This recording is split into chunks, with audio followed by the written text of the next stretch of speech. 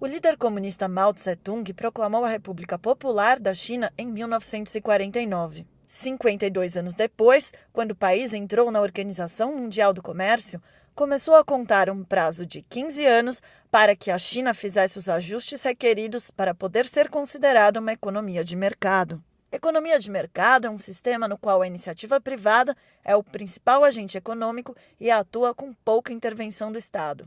Argentina, Brasil, Chile reconheceram a China como economia de mercado durante a visita presidencial no ano 2004 do Hu Jintao, em troca de alguns comprometimentos de aprofundamento das relações comerciais e econômicas.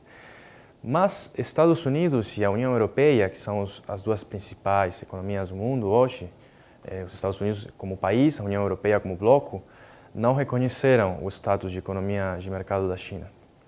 E a data limite de dezembro de 2016 passou.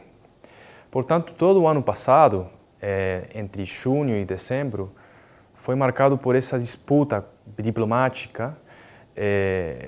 Por um lado, a China reclamando o tratamento injusto, falando que ela tinha, de fato, ajustado a sua economia para ser considerada economia de mercado, e os Estados Unidos e a União Europeia falando que ainda a China fazia uso de atividades desleais e de custos escondidos para vender a preços menores do que os países concorrentes.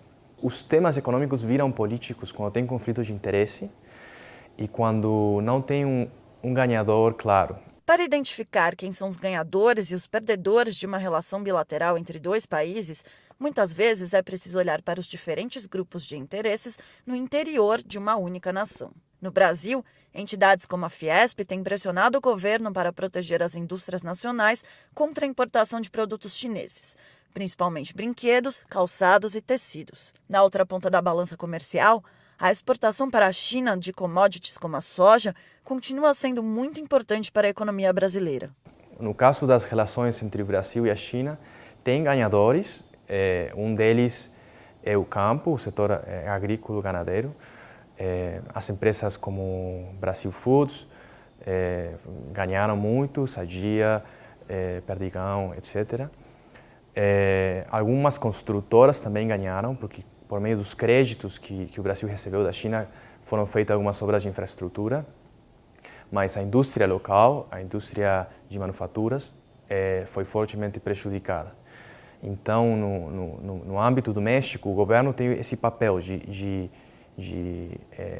mediar entre aqueles que ganham e aqueles que perdem. Porém, a tendência é a se intensificar essa relação, em que cada vez tem um ganhador claro e um perdedor claro. É por isso que o cenário para a indústria brasileira é crítico.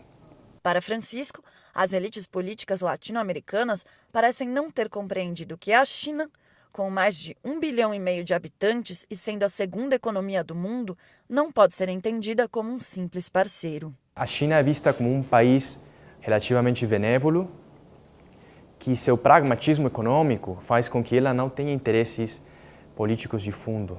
E eu acho que isso é um erro. A China, como grande potência mundial, que se projeta num mundo que tende a um sistema bipolar, tem muito claro quais são os seus objetivos políticos. E na região latino-americana, os objetivos são ganhar amigos para ter apoios nos organismos multilaterais, OMC, Nações Unidas, mas também garantir vínculos políticos bons para conseguir acordos favoráveis a seus investimentos, sobretudo vinculantes o tocante a recursos naturais e créditos em infraestrutura. Como os créditos são otorgados aos governos, as relações políticas são fundamentais.